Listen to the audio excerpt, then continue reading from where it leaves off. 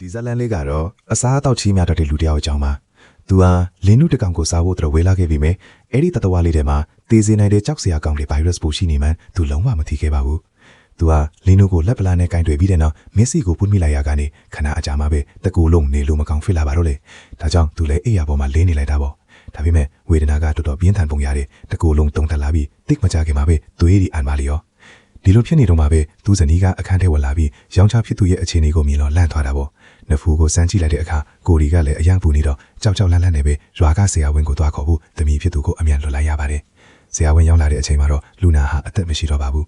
ဆရာဝန်ကအလောင်းကိုဘယ်သူမှမကင်ဘူးတတိပေးပြီးဒါဟာမျက်ရည်တန်ထွေးနဲ့တွေးတွေကတဆင်ကူးဆက်တတ်တဲ့အလွန်အန္တရာယ်များတဲ့ဗိုင်းရပ်စ်ဖြစ်ကြောင်းရှင်းပြပါတယ်အထူးသဖြင့်မျက်စိဒါမှမဟုတ်ပွင့်နေတဲ့ဒဏ်ရာတွေနဲ့ဒီမီရဲ့ပူဆိုတာပေါ့မိသားစုဝင်တွေကိုလည်းလက်ကိုစပြားနဲ့အမြန်ဆေးခိုင်းလိုက်ပါတယ်တိတ်မကြခင်မှာပဲတကူလုံးအကာအကွယ်ဝတ်စုံတွေဝတ်ထားတဲ့အထူးအဖွဲရောက်လာပြီးတအိမ်လုံးကိုပိုးသက်ဆေးတွေဖြန်းလူသေးအလောင်းပေါ်ကိုပါဆေးတွေပတ်ပြီးအလောင်းကိုတဲထုတ်သွားပါတော့တယ်ဗိုင်းရပ်စ်ပိုးအမြစ်ပြတ်အောင်လို့တေဆုံးသူရဲ့အသုံးဆောင်ပစ္စည်းအားလုံးကိုလည်းမီးရှို့ဖျက်ဆီးပစ်လိုက်ကြပါတယ်အဲ့ဒီနောက်မှာတော့မိသားစုဝင်တွေဟာသူတို့ရဲ့ချစ်လှစွာသောလူသားကိုနောက်ဆုံးအနေနဲ့နှုတ်ဆက်ပြီးတင်ကြိုလိုက်ကြပါတယ်ဒါပေမဲ့ဇလန်ကာတီမာတင်မပြီးသေးပါဘူးရဲ့အနေငယ်အကြာမှာဇနီးဖြစ်သူမှလည်းယောဂလက္ခဏာတွေပြလာပါတယ်ဒါပေမဲ့ကံကောင်းတာကတော့အချိန်မဆွဲပဲကျန်းမာရေးဌာနကိုအမြန်ပို့ဆောင်နိုင်ခဲ့လို့သူမကတော့အသက်ဘေးကနေကံကောင်းထောင်မစွာလွတ်မြောက်သွား